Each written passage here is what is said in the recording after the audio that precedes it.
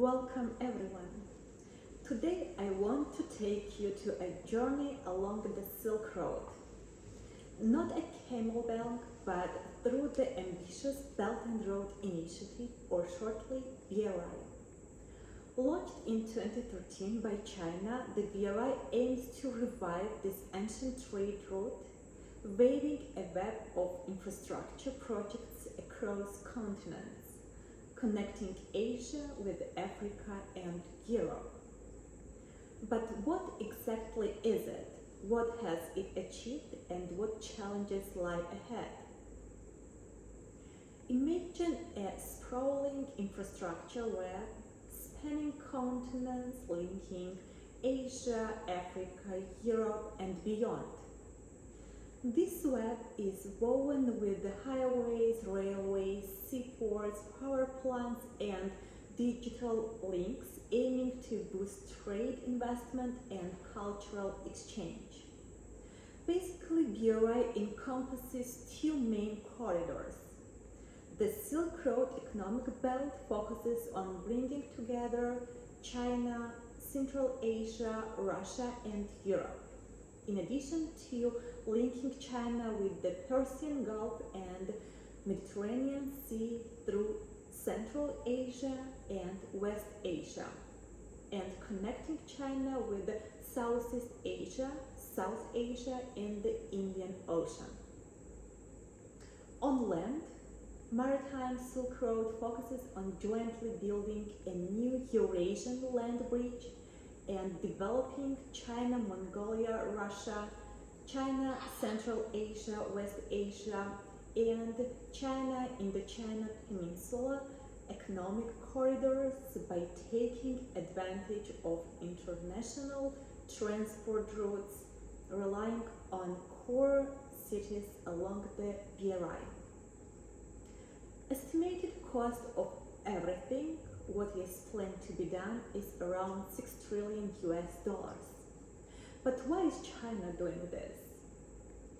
Well, firstly, China seeks new markets for the booming economy.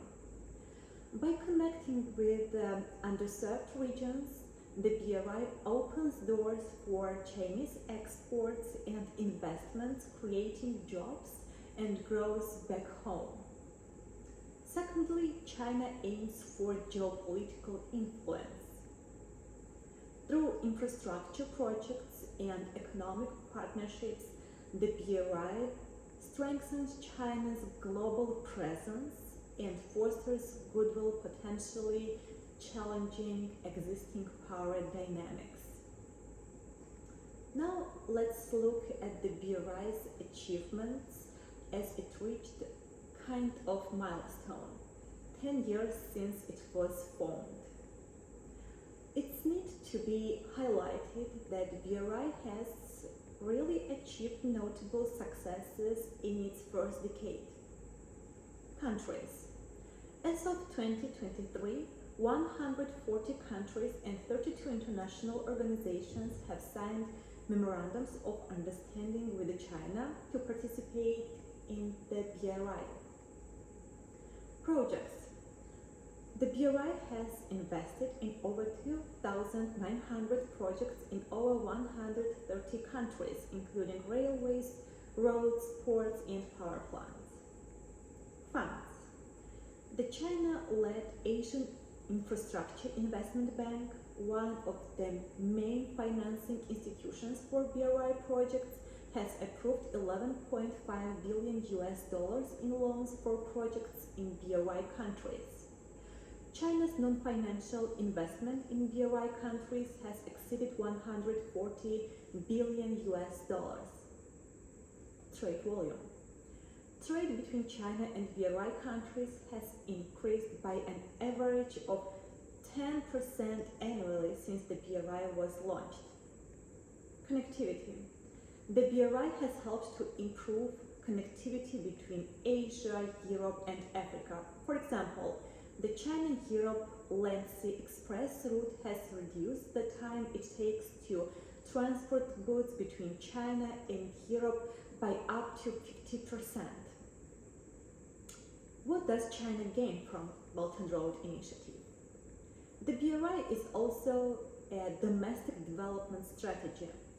Through the advancing of BRI, China would like to fix the imbalance between various industries and regions, and of course support the developing parts of Middle and Western China. BRI will help China to reduce the transportation costs of goods all around the world. The infrastructure focus would help China in its quest for greater international stature for its currency as a global reserve currency. Through the BRI, China would be able to secure energy supply through new pipelines in Central Asia, Russia, Southeast Asia's deep water ports. The development in infrastructure in countries along the BRI routes would increase growth in their economies, which will contribute to a growing demand for China's goods and services, which will strengthen China's economy. BRI projects facilitate trade in Asia, accelerate the export of Chinese standards, such as, for instance, high-speed rail. But it's not all sunshine and roses. Critics point to concerns like debt burden, developing countries taking on large loans for BRI projects risk falling into a debt trap, compromising their sovereignty. Environmental impact.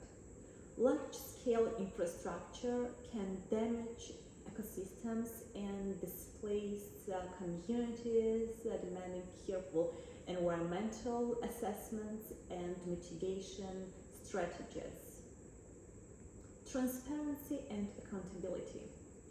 Lack of transparency in project funding and the contracting raises concerns about corruption and unfair practices. Labor rights and social impact. Ensuring fair wages, safe working conditions, and community involvement in BRI projects is crucial to avoid exploitation and social unrest.